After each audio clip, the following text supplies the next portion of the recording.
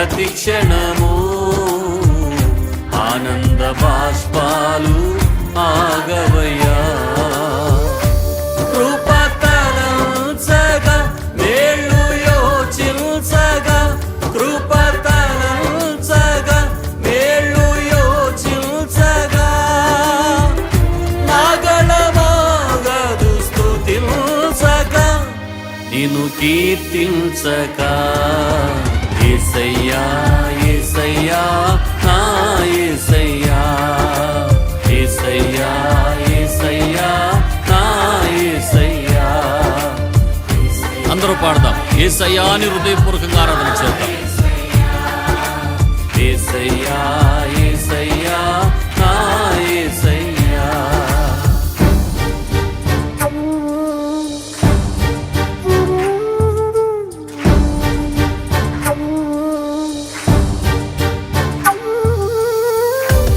మారాలాంటి నా చేదైన జీవితాన్ని మధురముగా మార్చిన దేవా, నీకే వందనాలయ్యా.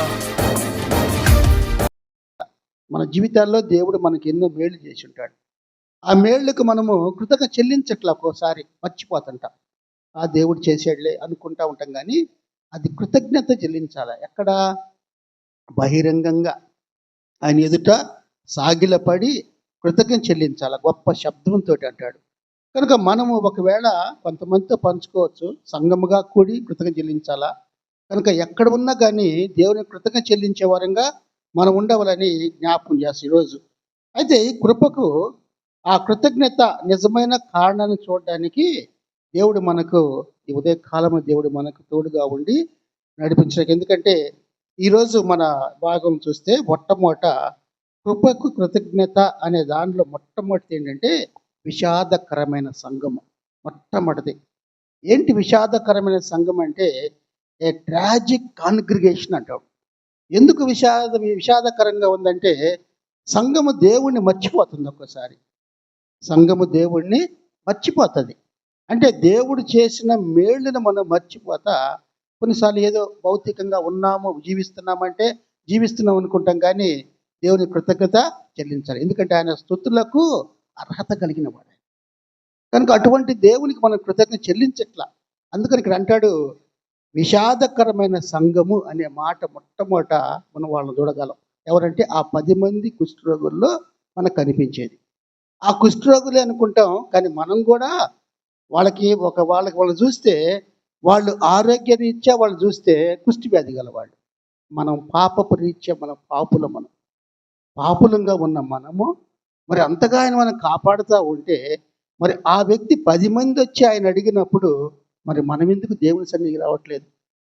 దేవుని సన్నిధిలో ఎందుకు దేవుని ఎలుగెత్తి అయ్యా నన్ను కాపాడయ్యా, నన్ను రక్షించయ్యా, స్వస్థపరచయ్యా అని మన దేవుని సన్నిధిలో అనాలి. ఎందుకంటే యేసుక్రీస్తు ప్రభు చూడండి ఒకసారి లూకా సువార్త 17:11 ఆయన యెరూషలేమునకు ప్రయాణమైపోవచ్చు, సమరయ గల్లియ మధ్యగా వెళ్ళుచుండెను. ఆయన ఒక గ్రామంలోనికి వెళ్ళుచుండగా 10 మంది కుష్ఠరోగులు ఆయనకు ఎదురుగా వచ్చి దూరముగా నిలిచి, యేసు ప్రభువా మమ్మ కరుణించుమని కేకలు వేసిరి. కనుక ఈ యొక్క విషాదకరమైన సంఘం, ఒక కాంగ్రిగేషన్, ఆ కాంగ్రిగేషను జన సమూహము లేకపోతే సంఘ సభ్యులు కావచ్చు, ఎవరు మన యేసయ్యను అంతగా అడిగేవాళ్ళు, విశ్వాసంతో అడిగేవాళ్ళు ఉండాలి. ఎందువల్ల? మొట్టమొదటి వాళ్ళలో ఉన్నటువంటి వాళ్ళ పరిస్థితి ఏంటి? వాళ్ళ పరిస్థితి అంటే వాళ్ళ కండిషన్ ఏంటంటే కుష్టి వ్యాధి గలవాళ్ళు వాళ్ళు. కనుక ఆ కుష్టి వ్యాధి ఉంది కాబట్టి, కుష్టి వ్యాధి అనగానే మనకి లేవి కాండంలో మనకు జ్ఞాపకం వస్తాయి. మోషే ధర్మశాస్త్రం వాటిలో మనం చూసినప్పుడు లేవి కాండము 13 అధ్యాయము మనం చూస్తే ఆ మాటలు మనకు జ్ఞాపకం వస్తాయి. 13 అధ్యాయము 3వ వచనం చూడండి ఒకసారి. ఆ యాజకుడు వాని దేహ చర్మమందున్న ఆ పొడను చూడగా ఆ పొడ ఎందలి వెంట్రుకలు తెల్లబారిన ఎడలను, ఒక పొడలాగా వచ్చేస్తాయి. ఆ పొడ యాజకుడికి చూపించాల. యాజకుడు చూపిస్తే ఆ యొక్క అక్కడ వెంట్రుకలు మటుకు తెల్లగా వస్తే, ఆ తెల్లగా కనపడినప్పుడు ఆ పొడ అతని దేహ చర్మము కంటే పల్లముగా కిందకుంటుంది. అంటే లోతుగా మనకి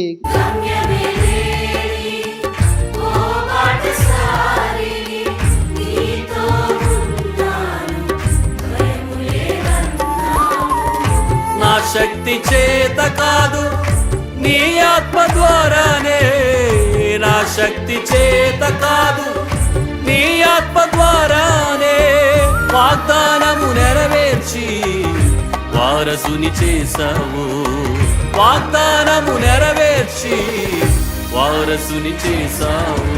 యేసయ్యా యేసయ్యా నా యేసయ్యా యేసయ్యా.